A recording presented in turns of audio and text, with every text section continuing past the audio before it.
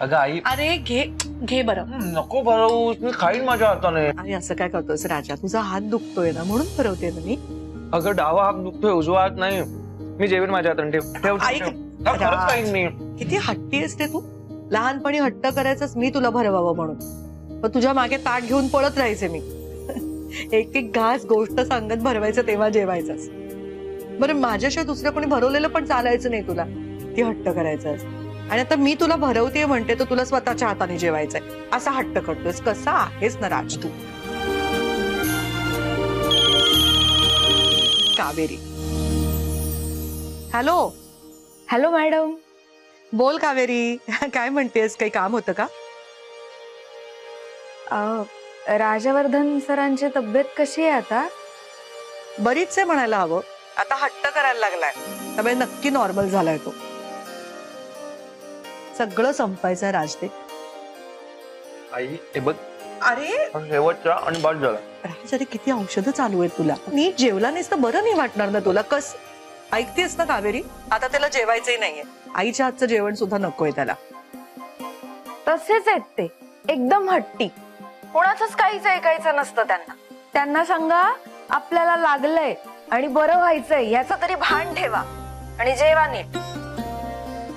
उगीच नको तिथे हट्ट करत बसू नका म्हणा. आणि मॅडम, विषय असा आहे की त्यांना ना शेंगदाण्याची चटणी वगैरे काही खायला देऊ नका हा. त्यामुळे सेप्टिक होतं. आणि ना त्यांना 2 दिवस अजिबात आंघोळ करायला देऊ नका, नाहीतर साहेब बाथरूम मध्ये जातील आणि तासनतास पाण्यात बसून राहतील आणि सगळा घोळ करून ठेवतील. उगीच त्या पाण्यात बसून राहिल्यामुळे ना जखम लवकर भरून निघणार नाही. आणि ना मॅडम, खरं तर हळदीचा किंवा ना कडुलिंबाच्या पानाचा लेप लावला ना तर जखम लवकर भरून निघते. अर्थात आता बँडेज असेल ना त्यामुळे लेपही लावता येणार नाही. अगं हो हो कावेरी, अगं किती बोलतेस. त्याची आई तू आहेस का मी? हं? तू आईलाच सांगतेस का मुलाची काळजी कशी घ्यायची ते? नाही, सॉरी मॅडम, ते मी काळजीने फ्लो मध्ये बोलत गेले. मी ते बोलतच सुटले. खरंच सॉरी. अगं नाही, काही हरकत नाही. एक मिनिट, तुला बोलायचंय का राजशी? नाही, मला अजिबात बोलायचं नाहीये काकूंशी. आणि त्यांना म्हणावं मी सगळं ऐकलंय, कळलं का? फोनच्या बाहेर आवाज येतोय त्यांचा. आणि आता बरा होतोय मी, कळलं का? बरा होतोय मी. उगाच ह्या अजून मला 4 गोष्टी करायला सांगते आणि माझा बीपी शॉट होईल. जखम हील व्हायच्या ऐवजी अजून त्रास देईल. नाही ठीक आहे. मी काही फोन करून त्रास द्यायला तुम्हाला कॉल केला नव्हता. मी फक्त चौकशीसाठी कॉल केला होता. तो पण मॅडमना फोन केला होता. तुम्हाला फोन करून त्रास देणार नाहीये मी. मॅडम ठेवते हा मी फोन. अगं कावेरी, पाहिलंस ना, असं बोलतात का रे कोणाशी? तिने बिचाऱ्याने किती काळजीने फोन केला होता तुला. आणि तू असं का बोललास तिला? तिला वाईट वाटलं असेल ना? काही नाही काय, आता नाही म्हणतात. उद्या बघ स्वतःच फोन करून मला त्रास देते. अगं मी काय सांगितलं? संपायचं नाही तर मी भरवू का तुला? 1 मिनिट. उगीच बोलले मी या बोक्याशी. एवढा काळजीने मी फोन केला तर हा बोका असं बोलला माझ्याशी. यापुढे ना मी फोनच करणार नाही यांना. काऊ, राजला करूया फोन? केला मी. केलास म्हणजे? अगं मलाही बोलायचं होतं ना. आणि आपलं ठरलं होतं जेवणानंतर एकत्र कॉल करायचा. मग मी येण्याआधी कसं काय कॉल केलास? हो अगं, ते मला वाटलं तू येशील म्हणून मी तोपर्यंत केला फोन. अगं माझं काही त्यांच्याशी बोलणं झालेलं नाहीये. मॅडमशी बोलले. बोका जेवत होता. सतत काय बोका म्हणतेस तू? तुला हो, बोकाच गेला उडत. ते काहीही असू दे, पण याला काहीच अर्थ नाहीये ना काऊ. मला बोलायचं होतं त्याच्याशी. काही गरज नाहीये त्याच्याशी बोलायची. झालंय माझं बोलणं आणि बरा येतो आता. एवढी बंदुकीची गोळी लागून सुद्धा ना त्याचा काही माज कमी होत नाहीये. वाकड्यातच बोलतो तो नेहमी. उद्या कर फोन. झोप आता. अगं पण का?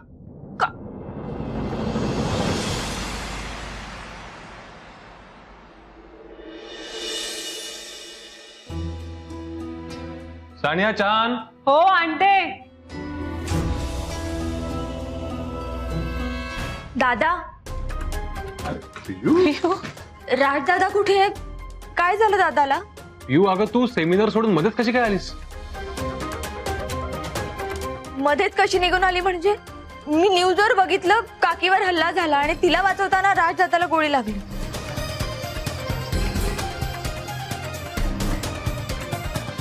कशी थांबणार आहे सेमिनारला? बॅग भरली आणि तशीच निघून आले. मग तू सांग ना, कुठे आहे दादा? अगं तो रूम मध्ये आराम करतो. अगं पिऊ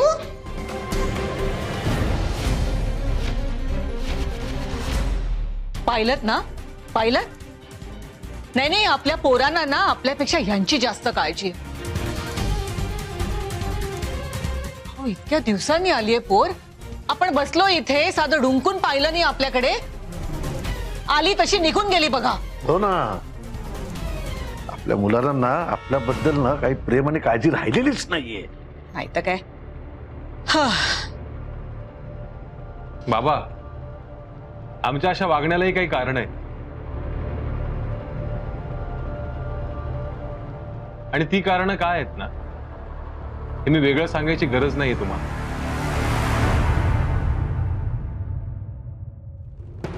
आणि मला नाही वाटत पिऊचं काही चुकलंय.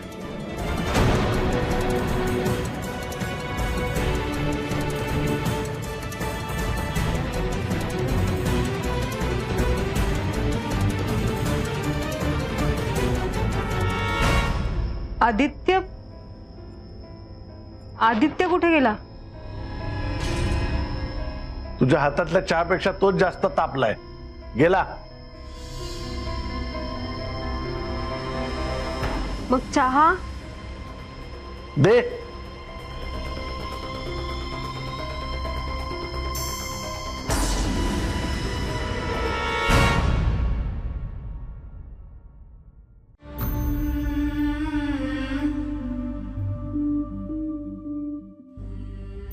दादा,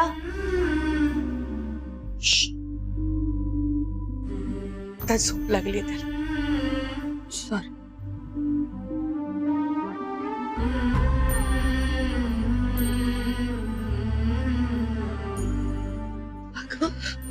रडू नकोस. कसं आहे दादा? बरं आहे ना? बरं आहे. अगं खरंच बरं आहे. दादाबद्दल कळल्याबरोबर धावत आलीस नाही ते. मला जसं कळलं ना, सगळं सोडून तशीच निघून आले ग. नक्की बरं आहे ना तू? हो, आता बरं आहे.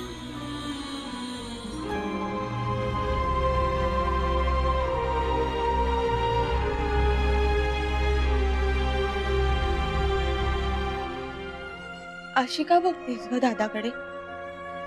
खूप दिवसांनी राजला असं शांत झोपलेलं बघते मी.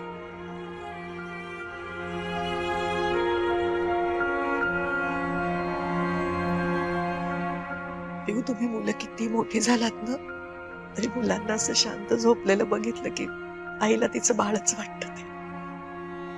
ते किती दिवसात मायाने असं त्याच्या डोक्यावरनं हातही नाही फिरवलाय मी.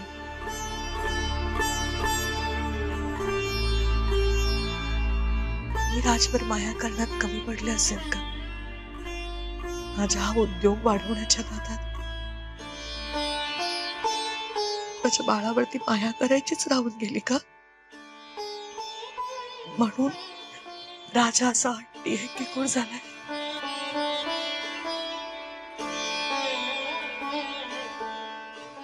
मला खरंच कधी कधी वाटतं की त्याच्या या वागण्याला मीच जबाबदार आहे. खूप काळजी वाटते राज. अगं असं का बोलतेस तू काकी? असं काहीही नाही.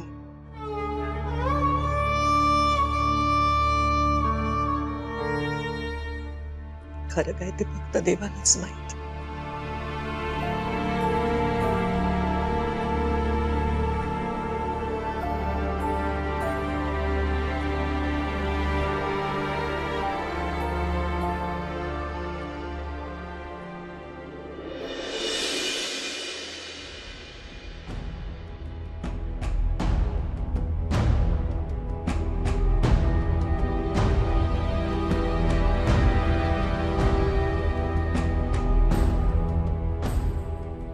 अहो,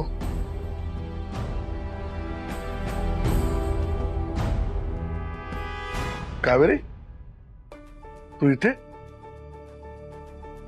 हो, खरं तर मी ऑफिसला गेले होते, पण ऑफिसला गेल्यावर मला समजलं की मॅडम काही दिवस घरून काम करणार आहेत. काही नाही, या फाईल्सवर त्यांच्या सह्या हव्या होत्या अर्जंट.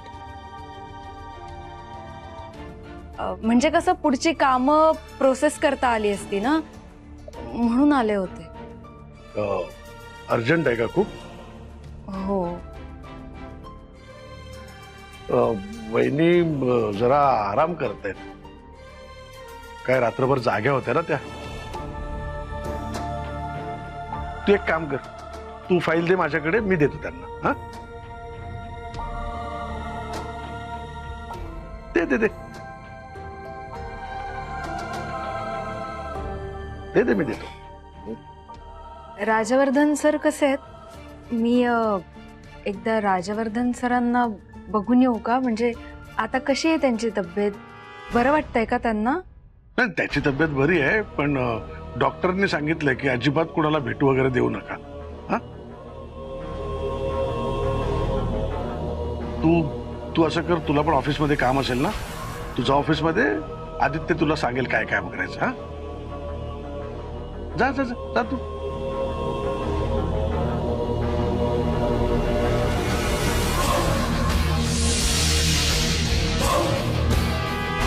कावेरी,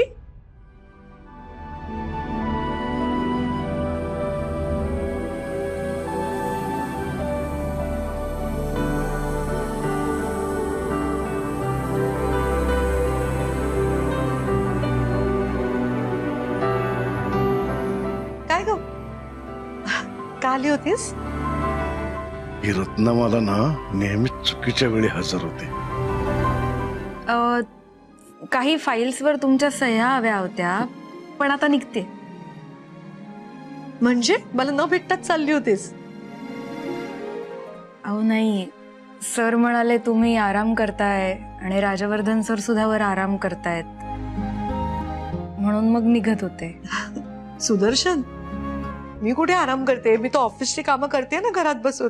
अरे वहिनी, ह्या सगळ्या धावपळीत तुम्हाला खूप त्रास झाला ना, म्हणून मीच तिला म्हणालो की तुम्ही आराम करताय. चुकलं का माझं? नाही तसं नाही, पण ती बिचारी एवढी आली होती तर तिला काहीतरी चहा पाणी विचारायचं, काहीतरी खाण्यापिण्याचं विचारायचं, तू तसंच जाऊन देत होतास तिला. ओ सॉरी सॉरी, चुकलं माझं. मला वाटलं हिलाही काम असेल म्हणून मी अगं ये बस बस बस कावेरी बस. नाही चहा पिऊ, सानिया अगं चहा. खरंच नको, मी चहा नाश्ता करून आले घरून. मला फक्त तेवढ्या सह्या घ्यायच्या होत्या, बाकी काही नाही. अगं मग हरकत नाही, दे फाईल्स दे मला. सांग कुठे करायच्या आहेत सह्या? थांबा, तुम्हाला पेन देते. दे. बर.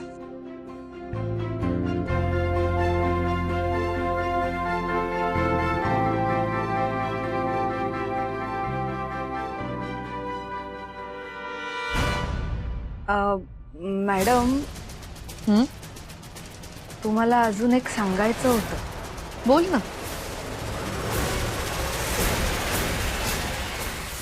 ते राजवर्धन सर वर्धापन दिनाला येणार नव्हते. तू कन्व्हिन्स केलंस वाटतं त्याला.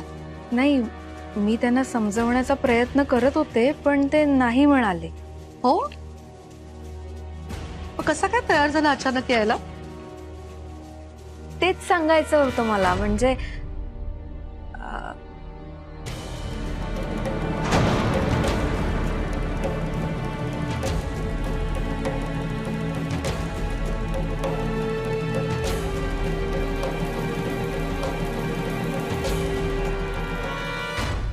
बोल कावेरी.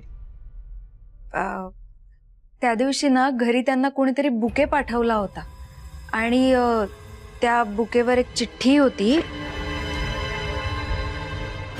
ही चिठ्ठी होती.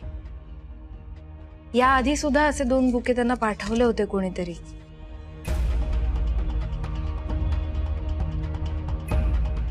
रत्नमाला मोहित्यांच्या आयुष्यातल्या शेवटच्या वर्धापन दिनानिमित्त अभिनंदन.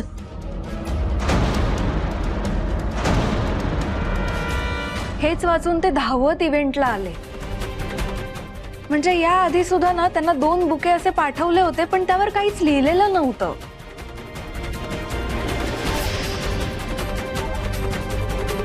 मला असं वाटतं हे ज्यांनी कोणी केलंय ना त्यांना राजवर्धन सरांनी त्या इव्हेंटला यावं असंच वाटत होतं.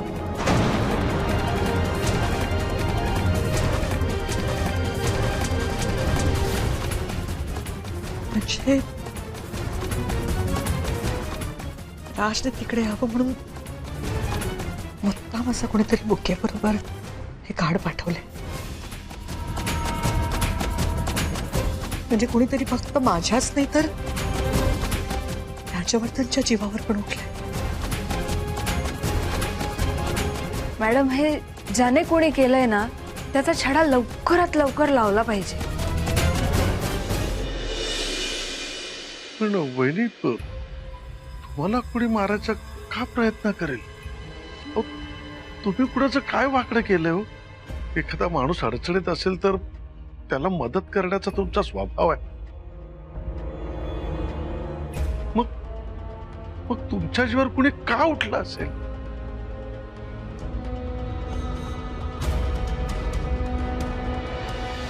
सुदर्शन,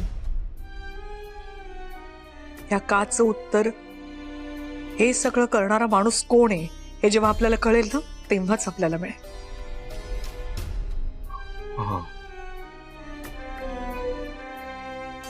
पोलीस तपास करतातच आहे, नाही लपून राहू शकणार तू. मुलाच्या जीवावर उठलाय. या सगळ्या मागचा सूत्रधार कोण आहे एकदा मला कळलं ना चांगलीच अत्तर घडवल्याशिवाय राहणार नाही.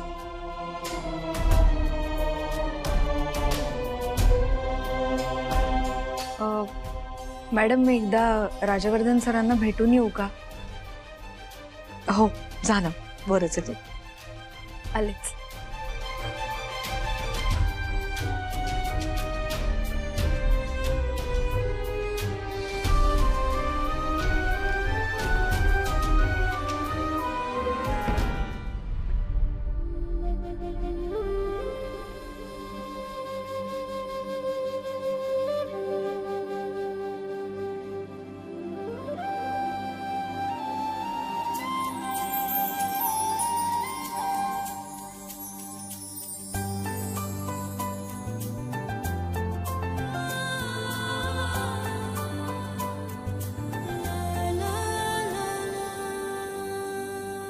Sir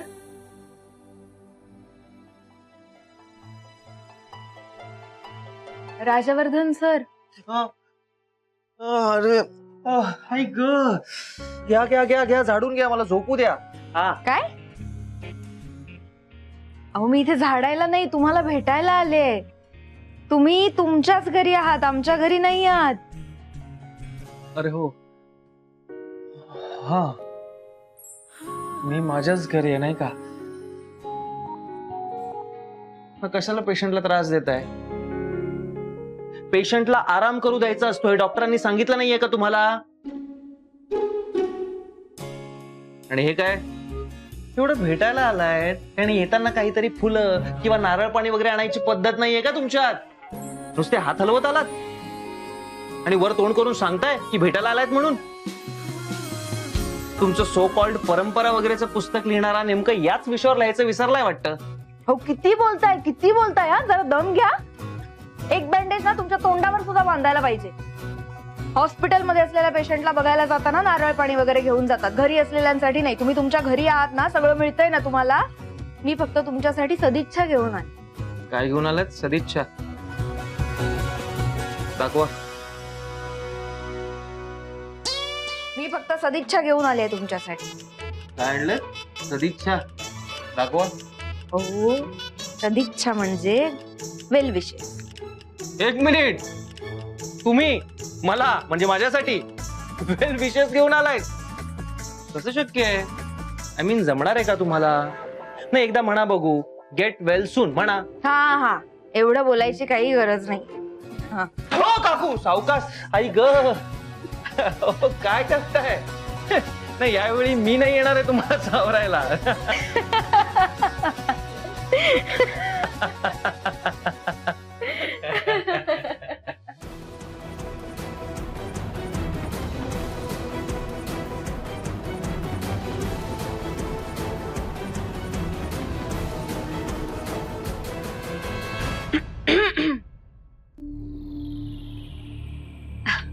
sorry extremely sorry. मी नंतर येते. या ना. नाही अगं तुमचं काहीतरी पर्सनल सुरू असेल ना. ऑब्विसली काहीतरी पर्सनल सुरूच असेल म्हणून तर तू राजवर्धनला भेटायला एवढ्या लांबून आलीस ना. काही हरकत नाही, यू कॅरी ऑन. म्हणजे मला असं वाटतंय माझ्यामुळे तुम्हाला डिस्टर्ब तर नाही ना झालं. Extremely sorry. तुम्ही बोला, मी येते नंतर.